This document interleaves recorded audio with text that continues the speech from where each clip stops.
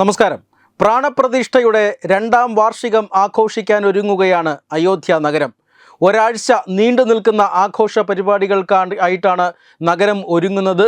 ഈ വരുന്ന ഡിസംബർ 31-നാണ് അയോധ്യ പ്രാണപ്രതിഷ്ഠയുടെ രണ്ടാം വാർഷികാഘോഷം. ഒരാഴ്ച നീണ്ടു നിൽക്കുന്ന സാംസ്കാരിക കലാപരിപാടികളോടുകൂടിയാണ് വാർഷികം ആഘോഷിക്കുന്നത്. ഡിസംബർ 27 മുതൽ ജനുവരി 2 മുതലാണ് രണ്ടാം വാർഷികാഘോഷം സംഘടിപ്പിച്ചിരിക്കുന്നത്. പ്രധാനപ്പെട്ട വ്യക്തികളടക്കം വളരെ പ്രധാനപ്പെട്ട വ്യക്തികളും സന്യാസി വര്യന്മാരുമെല്ലാം ഈ വാർഷികാഘോഷ ചടങ്ങുകളിൽ പങ്കെടുക്കുന്നുണ്ട്. പ്രമുഖ കലാകാരന്മാർ എത്തുന്ന കലാപരിപാടികളും ഉണ്ടായിരിക്കും എന്നുള്ളതാണ്.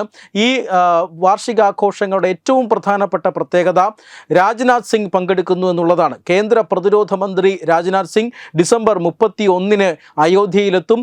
അവിടെ അന്നപൂർണ ദേവി ക്ഷേത്രത്തിൽ അയോധ്യ ശ്രീരാമക്ഷേത്ര സമുച്ചയത്തിൻ്റെ ഭാഗമായിട്ടുള്ള അന്നപൂർണ ദേവി ക്ഷേത്രത്തിൽ ധർമ്മ പതാക അദ്ദേഹം ഉയർത്തുന്നുണ്ട്.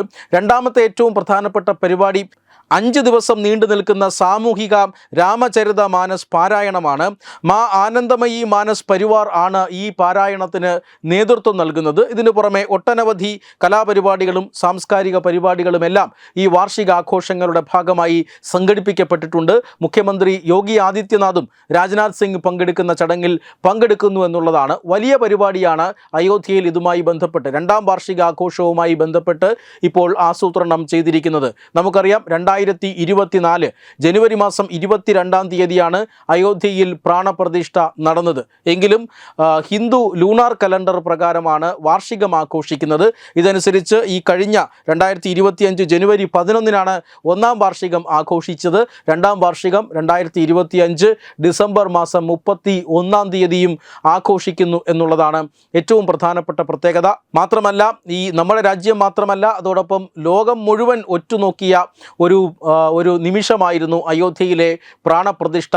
നൂറ്റാണ്ടുകൾ നീണ്ടുനിന്ന സമരത്തിനൊടുവിലാണ് ഹിന്ദുക്കൾ അയോധ്യ എന്ന ശ്രീരാമ ജന്മഭൂമി നേടിയെടുത്തത്. അയോധ്യയിൽ ഹിന്ദുക്കൾക്ക് ക്ഷേത്രം നിർമ്മിക്കാൻ ആ തർക്കഭൂമി വിട്ടുകൊടുക്കണം എന്ന് ഏറ്റവും ഒടുവിലായി സുപ്രീം കോടതിയുടെ വിധി വന്നതോടുകൂടിയാണ് അയോധ്യയിൽ ശ്രീരാമക്ഷേത്ര നിർമ്മാണത്തിന് വഴിയൊരുങ്ങിയത്. പ്രധാനമന്ത്രി നരേന്ദ്രമോദിയാണ് അയോധ്യ ശ്രീരാമക്ഷേത്ര നിർമ്മാണത്തിൻ്റെ തറക്കല്ലിട്ടത്. ഈ അയോധ്യ ശ്രീരാമക്ഷേത്ര നിർമ്മാണത്തിന് ഒരു ട്രസ്റ്റ് രൂപീകരിക്കണമെന്നും ആ ട്രസ്റ്റിൻ്റെ നേതൃത്വത്തിലായിരിക്കണം ക്ഷേത്ര നിർമ്മാണം എന്നുമാണ് കോടതി ഉത്തരവിട്ടത്.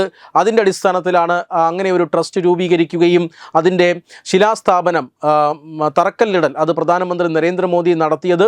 മാത്രമല്ല പ്രാണപ്രതിഷ്ഠയും അദ്ദേഹത്തിൻ്റെ കാർമ്മികത്വത്തിൽ തന്നെയായിരുന്നു നടത്തിയത്. ഏതാനും ദിവസങ്ങൾക്ക് മുമ്പാണ് അയോധ്യ ക്ഷേത്ര സമുച്ചയത്തിൻ്റെ നിർമ്മാണം പൂർത്തിയാക്കി അവിടെ ധർമ്മധ്വജം ഉയർത്തിയത്. ധർമ്മധ്വജം ഉയർന്നത് ഒരു വലിയ അടിമത്വത്തിൽ നിന്നും ഭാരതം മോചിതമായതിൻ്റെ ഏറ്റവും വലിയ ഒരു ചിഹ്നമായി അന്ന് പ്രധാനമന്ത്രി നരേന്ദ്രമോദി തന്നെ എടുത്തു പറഞ്ഞിരുന്നു. അതിനുശേഷമാണ് ഇപ്പോൾ രണ്ടാം വാർഷികാഘോഷം വരുന്നത്. രണ്ടാം വാർഷികാഘോഷത്തിന് വലിയ തയ്യാറെടുപ്പുകൾ ഇപ്പോൾ അയോധ്യയിൽ തുടങ്ങിക്കഴിഞ്ഞു. വലിയ സുരക്ഷ അതിനുവേണ്ടി ഒരുക്കിയിട്ടുണ്ട്. അയോധ്യ നഗരം ഒന്നാകെ കനത്ത സുരക്ഷാ വലയത്തിലുമാണ്. വെബ് ഡെസ്ക് തത്തുമൈ ന്യൂസ്.